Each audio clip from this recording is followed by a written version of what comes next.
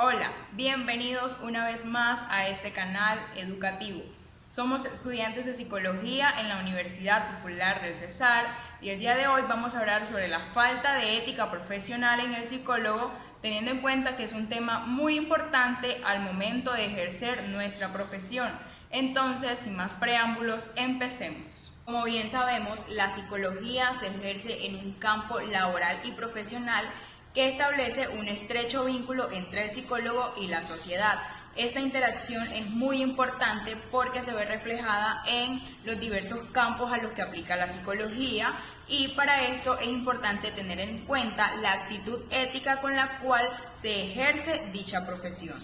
Entonces, siguiendo este orden, la Real Academia de la Lengua Española define a la ética como ese conjunto de normas morales que rige la conducta de la persona en cualquier ámbito de la vida. Una falta ética es aquella generada por el psicólogo al conjunto de normas que los rige, en este caso al manual bioético y deontológico, el cual está compuesto por unos principios éticos que se asocia con derechos correspondientes y deberes correlativos, y cuya violación a uno de estos es considerado una falta ética. Teniendo en cuenta lo anterior, es importante hacer mención a grosso modo de esos principios que se encuentran dentro de los derechos correspondientes y los deberes correlativos. Derechos correspondientes del principio de la no maleficencia. Aquí encontramos la honra, el secreto, la beneficencia, la no maleficencia, el respeto, el reconocimiento, entre otros.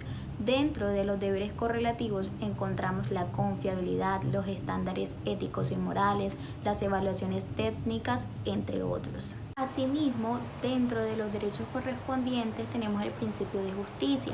Aquí encontramos la protección laboral, ejercicio competente, la igualdad y la equidad, y contamos con recursos humanos, tecnologías e insumos para el buen desempeño de su profesión. De la misma manera, encontramos los deberes correlativos. Aquí tenemos la protección de los lazos afectivos y la responsabilidad de la información relevada sin la previa autorización. Finalmente, dentro de los derechos correspondientes encontramos el principio de autonomía. Aquí encontramos la objeción de conciencia, el ejercicio competente, la información veraz, la libertad de conciencia y la beneficencia y la no maleficencia.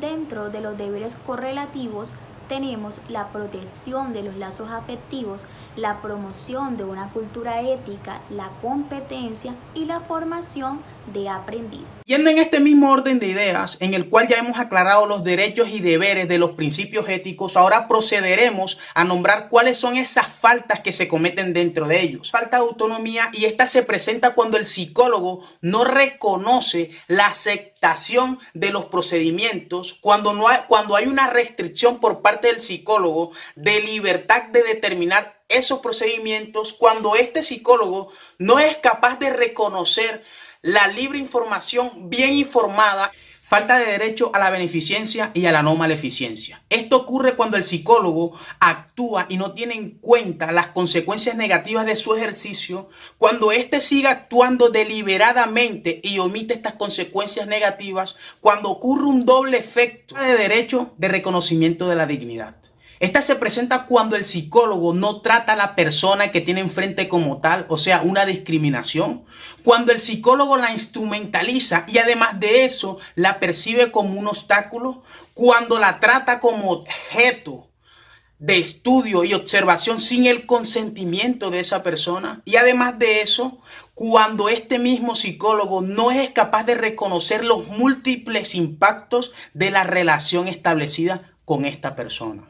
Falta de honra y buen nombre. Se presenta cuando el psicólogo presenta información que puede desprestigiar socialmente al cliente o al paciente, cuando hay una falta de equidad y de igualdad. Ahora vamos a hablar de la falta de derechos de información veraz. Esta se presenta cuando el psicólogo no informa cuál es la naturaleza de la evaluación y de su rol, cuando no da a conocer los resultados de dicha evaluación implementada. Falta de derecho de intimidad.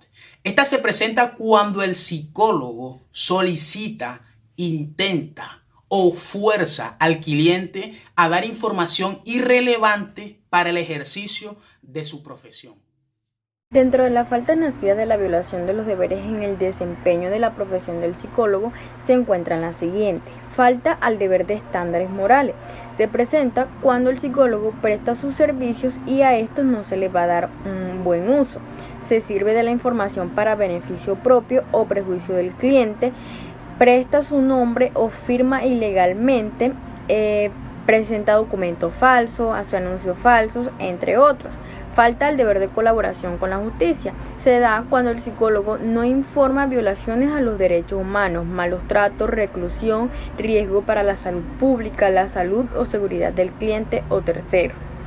Deber de competencia profesional. Las faltas a este deber se presentan cuando el psicólogo desconoce los límites de sus competencias y procedimientos, anuncia servicios sin garantizar un juicio bien informado, realiza procedimientos que no corresponden con su campo y emite conceptos infundados. Falta al deber de lealtad.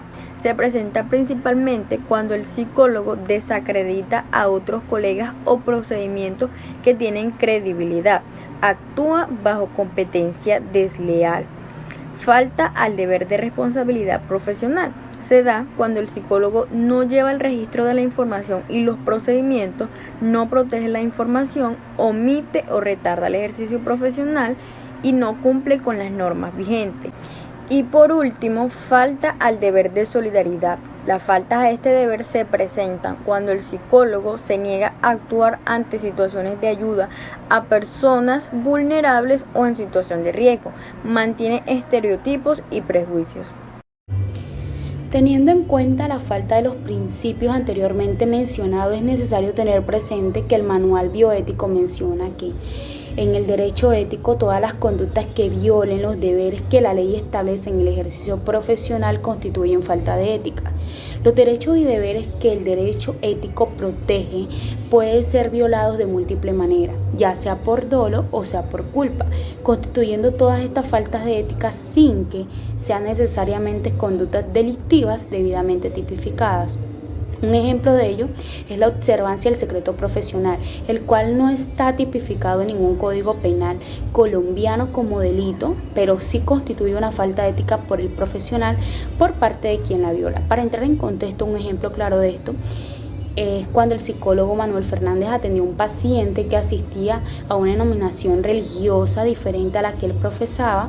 Con base a esto, él se negó a atenderlo e incluso intentó impartirle la religión que él profesa. En este caso, el psicólogo está cometiendo una falta de ética debido a que el artículo 16 descrito en el Código Bioético expresa que el profesional de la salud mental no hará ningún tipo de discriminación a las personas por su edad, por su sexo, por su raza, por su credo, por su religión, por su ideología, por su nacionalidad, ya que este está fundamentado en el respeto a la vida y a la dignidad de los seres humanos. En este caso, el psicólogo estaría expuesto a sanciones como la amonestación verbal de carácter privado, la amonestación escrita de carácter privado, la censura escrita de carácter público o la suspensión temporal de su ejercicio profesional. Para finalizar, ¿por qué es importante para el psicólogo tener en cuenta la falta ética?